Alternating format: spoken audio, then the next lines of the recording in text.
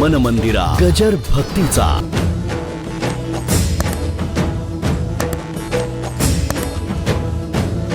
एक राजा वारला आणि वारल्यानंतर त्याची स्त्री गरोदर होती.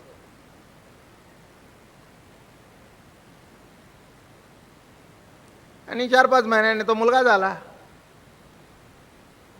झाल्याबरोबर 21 तोफाची सलामी. सरकार सरकार सरकार. ते अजून मुतत होतं, दुपटं भिजवत होतं. माझं बोलणं नीट लक्षात घ्या, अर्थ लक्षात घ्या. त्याला काय करावं ते कळत नव्हतं. सरकार सरकार सरकार. तो निघाला तरी भालदार चोपदार पुढे. त्याला कळतच नव्हतं भालदार कोण आणि चोपदार कोण. माझं बोलणं कळलं का? तसं तुम्हाला कळू दे नाही तर न कळू दे बरं का.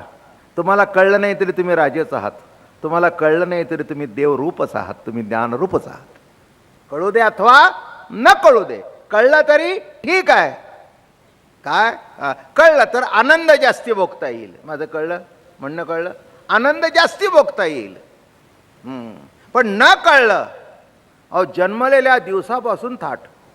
बालदार काय, सोबदार काय, मागे काय, अमकं काय, अहो काय कौतुक काय कौतुक काय कौतुक. कारण जन्माला कोण आला? राजा जन्माला आला. पोटात असतानाच राजा होता. कळलं का तुम्हाला? अजून पुढे पोटात असतानाच राजा होता. जन्माला आल्यानंतर राजा झाला नाही. पोटात असतानाच राजा होता. तसे तुम्ही मूळचे ज्ञानरूपच आहात. देवची बरे देवची बरे. तुम्ही कोण आहात? देवच आहात. आता कळत नाही सोडून द्या भाग. त्याच्याकरता आपल्याला देव भेटण्याकरता नाही, देव होण्याकरता नाही. देव आहातच. फक्त संत संदकने ते प्रतिती प्रगट व्हावी एवढंच आहे. प्रगट गुह्य बोले विश्व निर्णती कोणी अवतार पांडुरंग नाव ठेविले ज्ञानी. तरी का निमित्त ऐसे का राया ते तुरावा ऐसे दावीजे. पुढे ना तरी राय पण राया नाणीजे की प्रत्यया. तरी काही उणे तया माझी असे. त्याला जरी कळलं नाही मी राजा नाही. दृष्टांत सांगून टाकलं पुढच्या ओव्यांचा. एका दृष्टांतात सगळ्या ओव्या आल्या. काय पण कळल्यानंतर जरा विलास झाला. कळलं का तुम्हाला? जरी पांडुरंग अव्यक्त रूपाने इथे असेल तरी पंढरपूरला जाऊन दर्शन घेतल्यानंतर आनंद निराळा. एवढाच त्याच्यातला भाग आहे. काय कळल्यानंतर काय रुबाब मग काय. एकदम मस्त. काय मग तो म्हणाला मी राजा आहे. आई म्हणली बाबा तुम्ही जन्मजात राजे आहात. आमच्या पोटात राहिल्यापासून तुम्ही राजेच आहात. राजेत आहात राजेत आहात. तसं लक्षात घ्या. देवची बरे देवची बरे. कोण आहात तुम्ही? कळू दे न कळू दे पण देवच आहात. देवच आहात. म्हणून तर त्या शास्त्रामध्ये म्हटलंय सल्वम खलिदम ब्रह्म. तसं वागत नाहीत कोणी. हा भाग निराळा नाही का. वागण्याची प्रतिती बहुतांशी वारकरी संप्रदायाच्या परंपरेमध्ये आहे. म्हणून जातीभेद नाही, कोणाला कमी लेखणं नाही, कोणी श्रेष्ठ नाही, कोणी गरीब नाही, कोणी श्रीमंत नाही. आपापल्या पद्धतीने पांडुरंगाचं स्वरूप आहे. विष्णुमय जग आहे. काल सांगितलं आपल्याला. तैसे दाविता न दाविता हा यया परवता चढे ना तुटे ऐता असताचे असे. जसं आहे तसं आहे. तरी का निमित्त पिसे हा यया दाऊ बैसे. देखत नाही ते आरसे देखावे कोणे. आत्म्याच्या दृष्टत्वाला दृश्याचे निमित्त मांडण्याचे वेडे पण कशाकरता करायचे? पाहणाराच नाही तर आरशात आहे कोण. सिद्धांत करून टाकला. निराळा असेल तर पाहता पाहणे. म्हणून त्याला कसा पाहावा? ज्ञानदेव म्हणे ज्योतीची निज ज्योती. कसा पाहावा? पाहता पाहणे दुरी सारोणिया. त्याच्या ठिकाणी पाहता नाही पाहणारा नाही हे बाजूला करा म्हणजे कळेल. दृष्टा नसून एक परमात्माच आहे. तरी का निमित्त ऐसे या ते हा हो वैसे. देखत नाही अरिसे दावी कवणा. आज बघतच नाही तर कवणा दावी. दीपू दावी तया ते रची की तेणेची सिद्धी दीपाची. तैसी सत्ता निमित्ताची येणे साचे. अगा दीप जेणे लाविला तो काय दीपे प्रगट केला. ऐसे नव्हे तो दाविला दीपची तेणे. महाराज या ठिकाणी मोठ्या कौतुकाने सांगतायत. कशी होऊया बघा. दीप लावणाऱ्याची सिद्धी दिव्याने केली का लावण्यामुळे दिव्याची सिद्धी झाली, तर दिवा लावणाऱ्या दिव्याची सिद्धी केली हे खरे. आणि या सत्तेच्या ओघाने याप्रमाणे आत्म्याच्या सत्तेनेच कोणत्याही निमित्तानं सत्ता प्राप्त होते असं नव्हे. आहेच आहे, आहेच आहे. एक मी तुम्हाला सांगू का, जर अजून पुढे जाऊन सांगू, हे मला सुचलं ते सांगतो. इथे आता हे आपल्या कार्यक्रमाच्या पूर्वी समय पेटवायची एक पद्धत आहे, दीप प्रज्वलन. बरोबर आहे ना? हां. आता मला सांगा, तिथे होता तो दीप लावला का नव्हता तो लावला? नाही का? दीप प्रज्वलन शब्दाचा अर्थ प्रज्वलित करणं. तिथे आहेच आहे, तिथे आहेच आहे. हे बघा, तिथे आहेच आहे, फक्त प्रज्वलित करणं. तसं परमात्मा आहेच आहे, फक्त संत संगतीमध्ये अकळावा श्रीपती प्रज्वलित करणं. दुसरं काही करायचं नाही. वात मागे सरली आहे, पुढे सारायची आहे. हां, जसं जसं काळ ओढेल तसं दिवे लावण्याची सुद्धा पद्धत बदलली. पूर्वी ती काडीपेटी अशी लावायची आणि ती लागायचीच नाही लवकर. आता माणसं हुशार झाली, त्या वातीवर कापूर ठेवतात. कापूर ठेवल्यामुळे काही प्रश्नच नाही. कापूर पेटला की खालचं आपोआपच पेटतं, जास्ती कष्टच नाहीत. तसं संतांच्या काळामध्ये निराळं काही करण्याची गरज नाही. त्यांनी परमार्थसुद्धा सोपा केला. झाला परमार्थ सोपा. काय केलं संतांनी? परमार्थ सोपा केला. नाही तर ती मला माहिती आहे, पूर्वीच्या काळामध्ये ती एक ज्योत लावायची म्हणजे 10-5 काड्या संपायच्या. आणि त्यात एखादा वयोवृद्ध असून त्याचा हात थरथरायचा ना, तर ते जमायचंच नाही. काय आता काय नाही, नुसतं तो पेटवलेली म्हणजे आहेच आहे अग्नी. त्याच्यामध्ये काष्टामध्ये अग्नी आहे, फक्त आहे तो प्रकट करायचा आहे.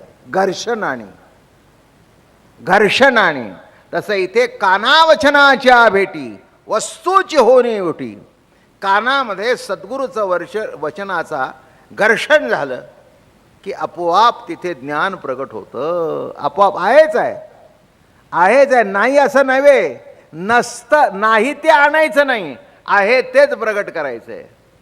पृथ्वी निधाने भरली आहे, परी पायाळे विण प्राप्ती नव्हे. आत्मा स्वतः सिद्ध आहे, पण गुरुकृपाला आहे तैच प्राप्ती. दीप लाव म्हणून निराळा लावायचा काही प्रश्न नाही. आहे प्रकाश म्हणजे दीप. वन्नी ते वन्नी शिका, प्रकाशी की रूप देखा, परी वन्नी न हो लेखा येईल काही. महाराज या ठिकाणी म्हणाले, अग्नीची ज्वाला अग्नीला प्रकाशते हे निश्चय करून खरे आहे, परंतु ही ज्वाला अग्नीहून भिन्न आहे का? अग्नीची ज्वाला अग्नीला प्रकाशित करते हे जरी ठीक, पण ती ज्वाला भिन्न आहे का? अहो, ज्वाला म्हणजेच अग्नी, अग्नी म्हणजेच ज्वाला. ते त्याच्याहून निराळे नाहीत. तुम्ही निराळे समजताय, इथेच घोटाळा आहे. म्हणून आहे का बघू, धांडोळा घेऊ. प्रकाशाच्या ठिकाणी मला एक चला दृष्टांत सांगतो म्हणजे कळेल. गडद अंधकार म्हणजे अज्ञान. बरोबर आहे ना? गडद अंधकार म्हणजे अज्ञान. हे जर तुम्ही मान्य केलं तर अंधारात जाऊन तुम्ही दिव्याचं बटन लावता, तो प्रकाश कोणचा?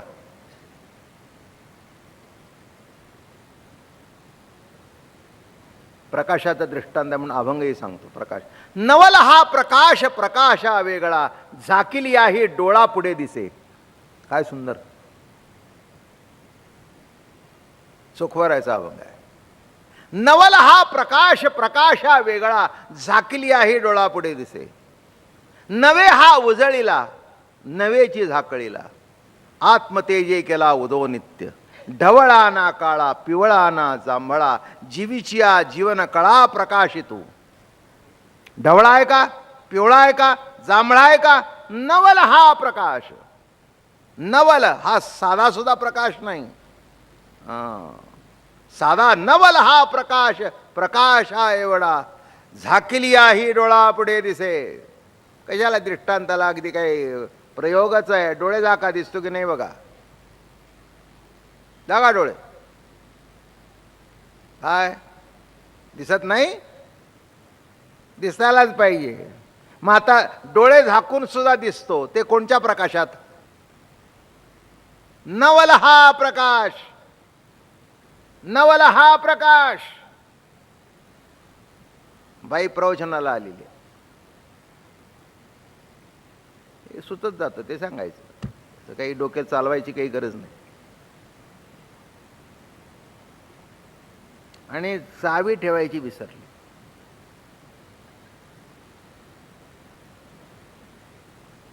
नवरा वर गेला, मग तिला अर्ध्या रस्त्यात मैत्रीण भेटली. ती म्हणली तू जाताना वर दे.